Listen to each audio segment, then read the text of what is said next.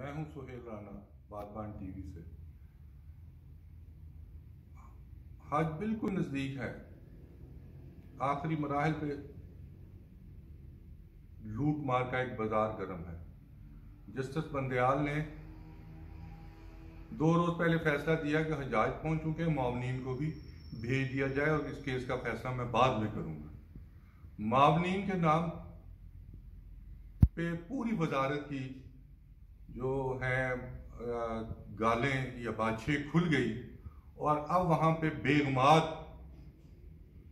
जो एक वीजा होता है, इनके पास सर्विस वीजा, उन पे जा रही है। वो जॉइंट सेक्रेटरी एडमिन हो, जॉइंट सेक्रेटरी हज हो, डिप्टी सेक्रेटरी हज हो, इनकी बेगमात और इनकी फैमिलीज जा रही है। तो क्या जज साहब ने ये कहा था कि आप इन मावनीन में अपनी फैमिलीज को ले जाएं?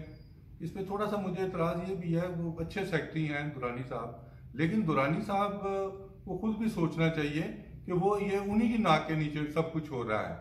एक तरफ वफाकी वज़ीर कह रहा है हमने तो हज बड़ा सस्ता किया, 4.5 लाख रुपया फी हाजी, करप्शन हो रही है और वो कह रहे हैं हज सस्ता किया। अभी भी सिविल साइड पे कल 8,50,000 रुपए का हज सिविल लोग दे रहे हैं जिनके पास 30-30, 50-50 के कोटे हैं। तो क्या जो 40,000 या 37,000 या 33,000 लोगों को भेज रहे हैं वो 8.5-9 लाख में हज करवा रहे हैं? मैंने पूरा इससे पहले भी ब्रेकअप दिया है, ये करप्शन है।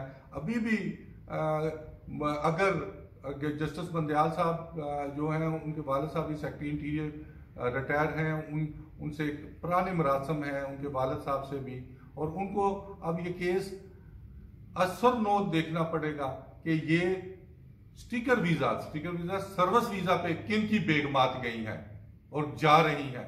तो क्या जुडिशरी के जरिए इसको तहफ़्फ़ुज़ दिया जा रहा है? हाई कोर्ट ने जब फैसला कर दिया था कि ये एक लूट मार का बाजार गर्म है तो ये नहीं जाने चाहिए।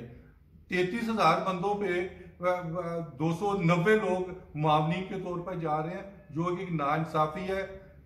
बसों पे, बिल्डिंग्स पे, खाने पे, मीना अरफात में हर जगह करप्शन की हुई है। फिर ये कहते हैं कि सऊदी गवर्नमेंट हमें डंडा करती है। सऊदी सफीर को ये चीजें नहीं मालूम होंगी कि इनकी बेगमात स्टिकर वीजा पे जा रही हैं, जो सर्विस वीजा है जिसपे सिर्फ सरकारी लोग जा सकते हैं।